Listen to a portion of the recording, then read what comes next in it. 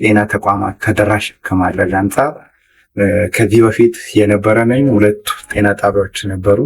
አሁን ላይ ከነበሩ ለጤና ጣቢያ በተደጋጋሚ የህዝብ ጥያቄ ከመሆኑ ጋር ተያይዞ የከተማ አስተዳደሩ በወሰደው ቁርጠኝነት ሶስተኛ ጤና ጣቢያ አማን ላይ የተከፈተበት ሁኔታ ነው ያለው። የአማን ላይ ያለው የሚዛን ቴፒ ዩኒቨርሲቲ ቲቺንግ ሆስፒታል አገልግሎት መስጠት ከሚችለው በላይ አገልግሎት እየሰጠ የነበረበትን ያሳያል። ምክንያቱም ቲቺንግ ሆስፒታል ነው።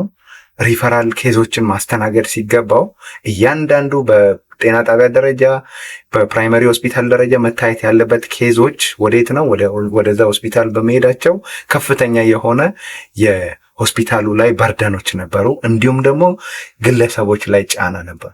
ስለዚህ አማን ላይ ጤና ጣቢያ በመከፈቱ ምንድን ነው የሆስፒታል ላይ የነበረው ጫና ከመቀነስ በተጨማሪ ህዝቡ በአጭር ጊዜ ውስጥ በተቋማት በመምጣት አገልግሎት እንዲያገኝ በአጭር ጊዜ ውስጥ ጤና ጣቢያ ላይ መጥቶ አገልግሎት እንዲያገኝ ያደረገበት ነው። ስለዚህ ሆስፒታል ከዚህ በፊት ስንሄድ ብዙ ሰልፍ አለ። እንግዲህ ከህዝብ ብዛት የተነሳ በጊዜ ታክመን ልንወጣ አንችልም።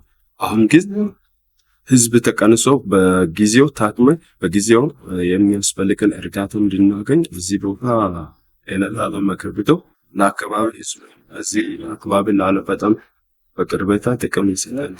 ከመድኃኒት አቅርቦት ጋር ተያይዞ ተቋማቶቻችንን ለህዝብ ክፍት ስናደርግ እንዲሁም በዛ ላይ የሚያስፈልጋቸውን ግብዓት ማሟላት ስለሚያስፈልግ ከተማ መንግስት ከወትሮ ለየት ባለ መንገድ እየደገፈን መድኃኒት አቅርቦት እያቀረብን ያለንበት ሁኔታ ነው ያለው። አሁን ላይ ከጀመርን እንኳን የአንድ ወር ጊዜ ውስጥ አገልግሎት ያገኙትን የህዝብ ብዛት በምናይበት ሰዓት ከፍተኛ የሆነ ቁጥር ነው የሚያሳየው። በአንድ ወር ውስጥ ወደ 7000 በላይ ህዝብ ነው በዚህ ጤና ጣቢያ ላይ አገልግሎት ያገኙና ለተገልጋይ ምቹ ከማድረግ የተሰሩ ዘርፈ ብዙ ስራዎች አሉ።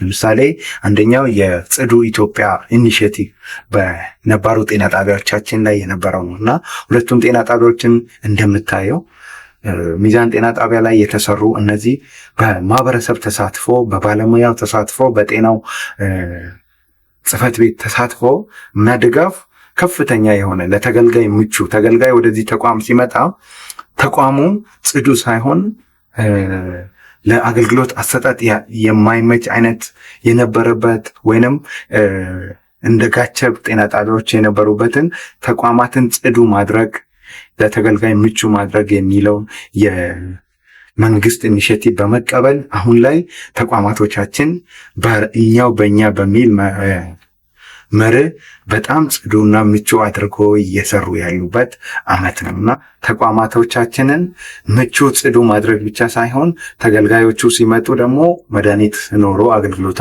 አግኝቶ መሄድ እንዳለበት በማሰብ ተቋማቶቻችን ላይ እየሰራን ያለንበት ሁኔታ ነው ያለው።